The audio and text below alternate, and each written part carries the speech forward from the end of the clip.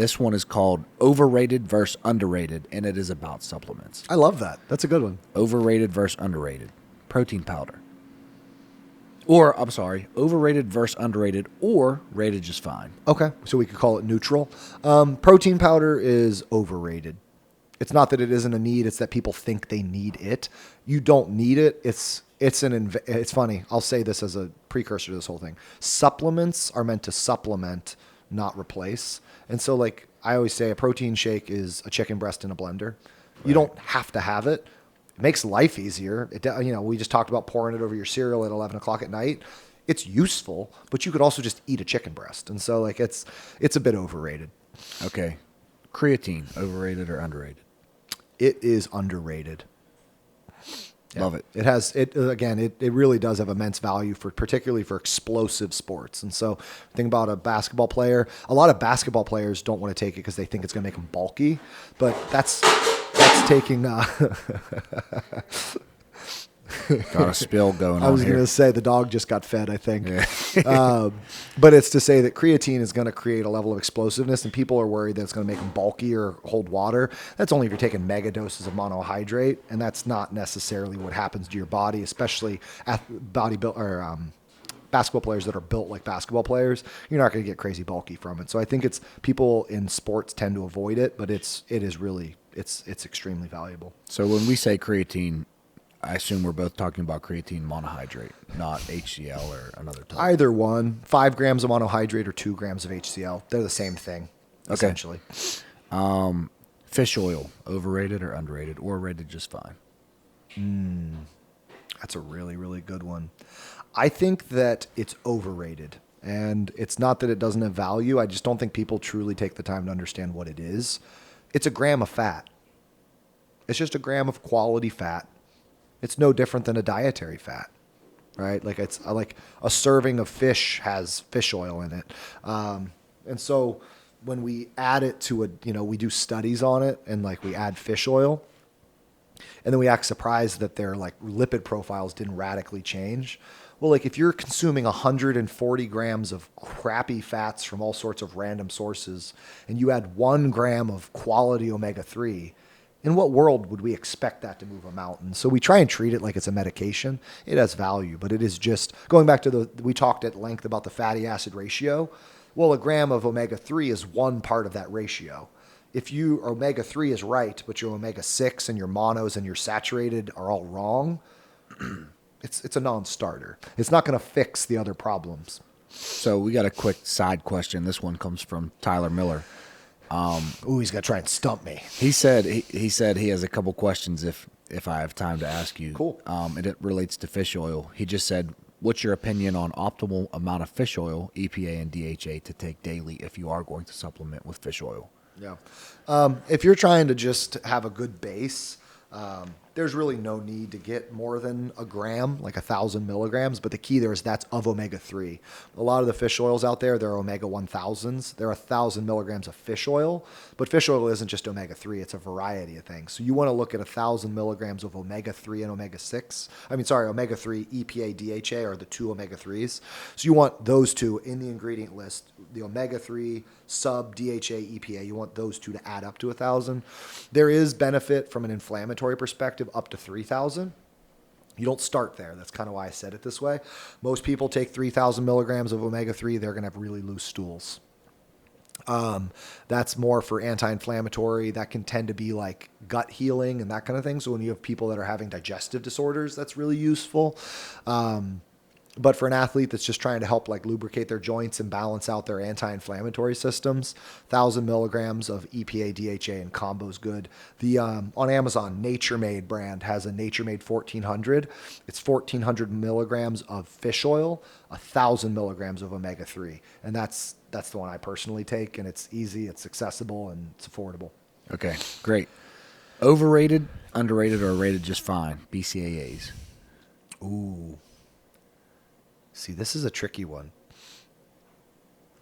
It's funny. I think they're rated just fine, but I just don't think they're used for the right reasons. BCAAs are really fascinating because on one hand, we get a ton of them from our diet. And so it's not that you need more of them, but drinking them during a workout, it's funny. This is actually my wife was taking her sports dietitian exam, and this was one of the quiz questions she asked me, and I was like, I don't know that I knew that, and it just was like fascinating. And it's that leucine, which is the main BCAA, actually suppresses serotonin and delays fatigue. And so it prevents your body from having a serotonin spike, which is what tells you you're tired and to relax. Most people take it for muscle protein synthesis to help repair all of those things. And there's value and validity to that. But a during workout BCAA can actually delay the onset of perceived fatigue, which means it improves stamina. Wow. And so the reason that people take it isn't that reason, but that's a great reason to take it. And so if people are taking BCAAs, worst case scenario, it's flavored water. Best case scenario, it delays your fatigue and it encourages your body to repair and spikes your mTOR pathway for muscle protein synthesis. Worth doing. And a lot of the BCAAs now, like even the one I was drinking when I got here, they've got electrolytes added to them as well. So once again, they get that salt, which is kind of nice. Yeah, this is why they pay you the big bucks. There's so many things that you're saying that I just didn't know. Yeah. And I thought I knew a decent bit about. There's so much out there, man. Yeah. Okay, we got a couple more supplements. Overrated or underrated? Collagen. Overrated, massively overrated. Drives me insane how overrated it is. That is an example of an amino acid profile that we get an absurd amount of in our diet. Similar to BCAAs, right? So way to think about it. We've talked about this a couple times. Protein is clusters of amino acids. Different amino acids have different purposes. BCAAs, leucine, isoleucine, and valine, are 3 of the 9 essentials that we can't make. We need them in pretty abundant quantities for muscle protein synthesis. Collagen is notoriously high in glutamic acid and proline. We do need the glutamic acid. We get a ton of it from a lot of different protein sources, but it's to say that those amino acids are more involved in skin and hair and some of the non-skeletal tissues, essentially. And so if you are someone who has thinning hair, can using collagen be a support to make sure it's not through amino acid deficiency? Yeah, sure. But a lot of people are like replacing their whey protein with collagen, and they don't do the same thing. One is high in amino, like the essential aminos and the BCAAs.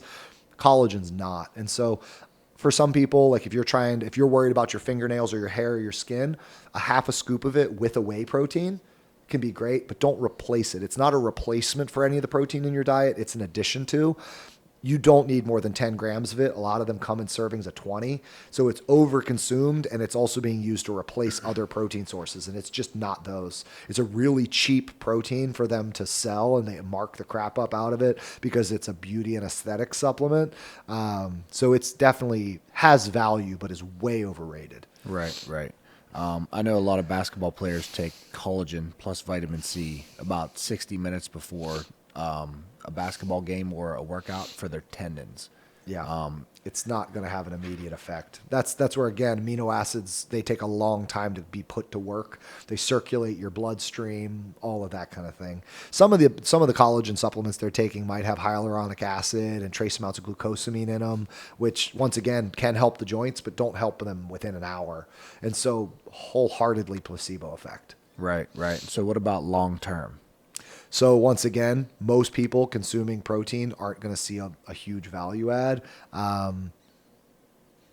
If they're taking a low dosage of it and they have a diverse diet, it's not to say it won't make things 1% to 3% better, but it's going to be such a minority benefit that it's not going to rock your world. Okay, great. Couple more. We'll go quick. Overrated versus underrated greens drinks. Overrated. Vegetables. Main reason to eat them. The fiber is indigestible. It goes into your large intestine and the lower part of your ileum of your small intestine, and it feeds your gut bacteria. Your gut bacteria is what we call your gut microbiome. It is the place where you build serotonin up. Serotonin is what makes you feel happy. It gives you a sense of general well-being. It regulates your circadian rhythm. Your gut bacteria thrive off of fiber. Fiber comes from vegetables. When you drink a greens drink, you're giving yourself the micronutrients that veggies have without the fiber. So you get some of the value, but you don't get the real reason. You also don't get the insulin modifying effects, the appetite regulating effects, the hunger and fullness cues, the maximized absorption of the nutrients. And so if you consume a greens drink, Like I used it. I was in a really inflamed state. I had like one program I did about 6 months ago where I was overtraining.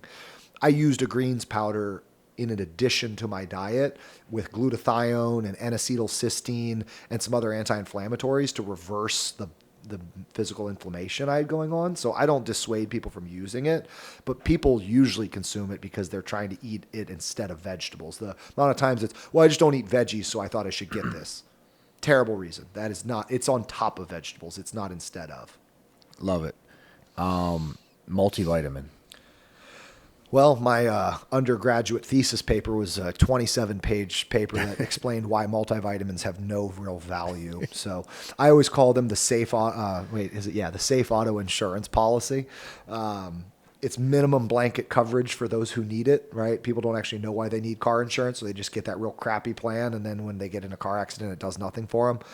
Multivitamin, usually very poor absorption, competing nutrients. It's not a huge value add. If you sit down with a dietitian once, they're going to be able to give you the actual micronutrients you should probably be consuming, and they're going to give you dosages and versions that absorb properly. A multivitamin is usually a pretty poor excuse for one of those. There's a time and a place to use it, but it's not the general population. And in athletes, there's no real evidence that it enhances anything. Last one, glutamine. Underrated. Glutamine is it's good for gut inflammation. It's good for muscle recovery. It helps absorb and maximize protein absorption. So it's a big component of repair. And so the only thing I will say, glutamine is in protein sources. So for example, you take a glutamine supplement, it's like 10 grams is a normal dose. Well, a scoop of whey protein has 5.8. So do you need glutamine on top of a protein powder? Debatable, but glutamine is, in a 24-gram protein, the most abundant amino acid in that protein.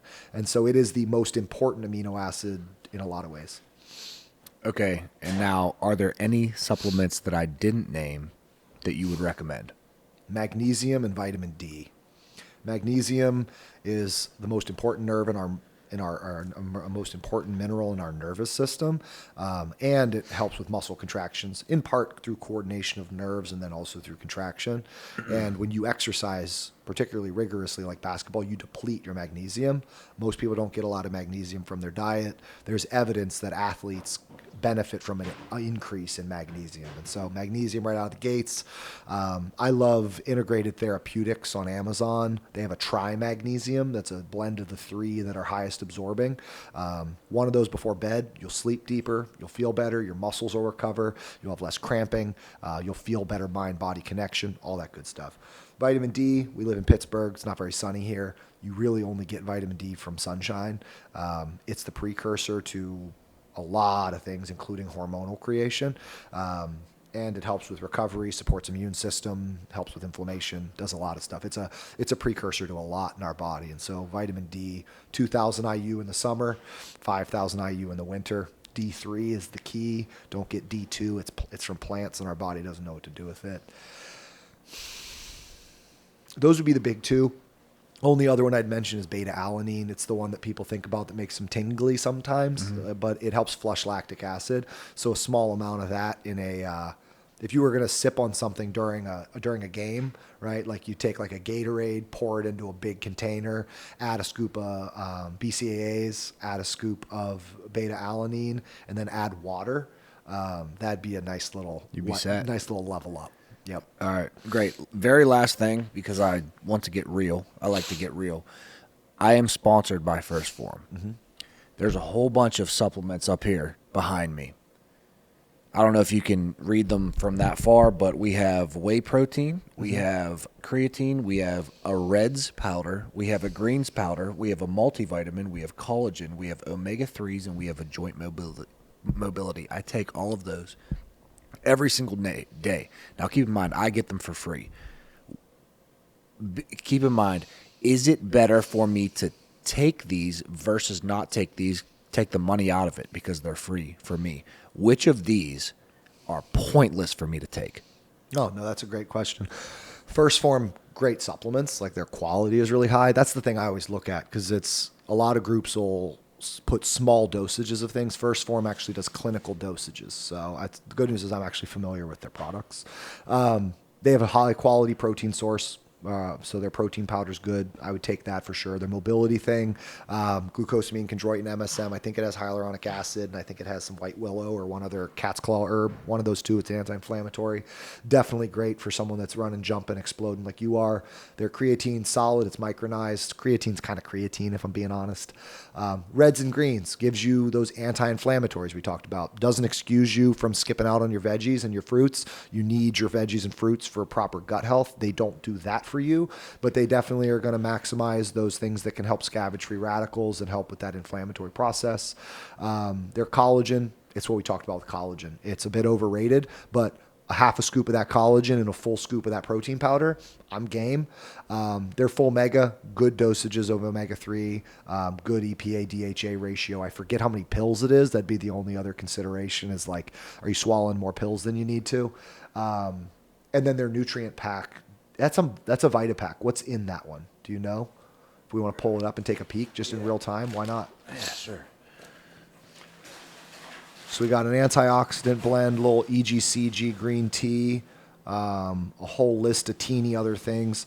Nothing wrong with little EGCG. I love their CoQ10. That's a great product. It's a good anti-inflammatory.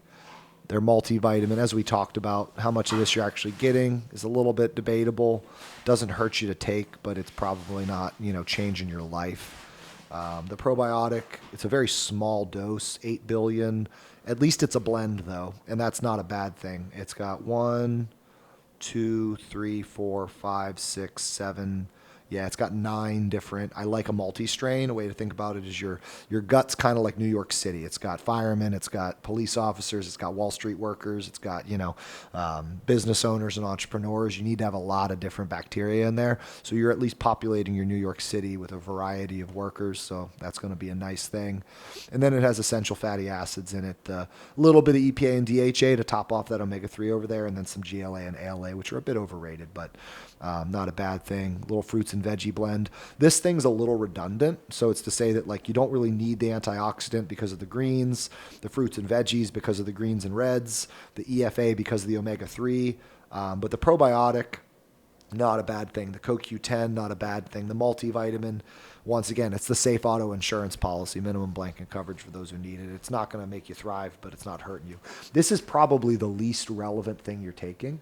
Everything else, solid. And like you said, take cost out of it. None of it's doing you any harm. And that's where there's that bodybuilder mindset. Well, it doesn't hurt me and it might help me, so why not, right? But it's to say that there's definitely some good products over there, and as long as it's supplementing a good diet, right? It's not an excuse for a crap diet. We're not mad at that. Great. Love it. And I appreciate that a lot because I was very willing to just throw some of these in the trash. So I'm glad that they're good. Yep. And that's why I partnered with Phorm because, they're third-party tested and they're very high-quality supplements. And it's nice to have you say the same thing because you know a lot more than I know. This episode is brought to you by the Nathanael Morton training programs. If you're a serious athlete and you want to take your results to the next level, do not miss out on my advanced training programs. We have everything from upper body to knee strength to vertical jump. Or if you don't got any money and you want a free program, comment JUMP, JUMP down below in the comment section, and I will send you a free bodyweight vertical jump training program. Yeah. Sorry. Let's get it.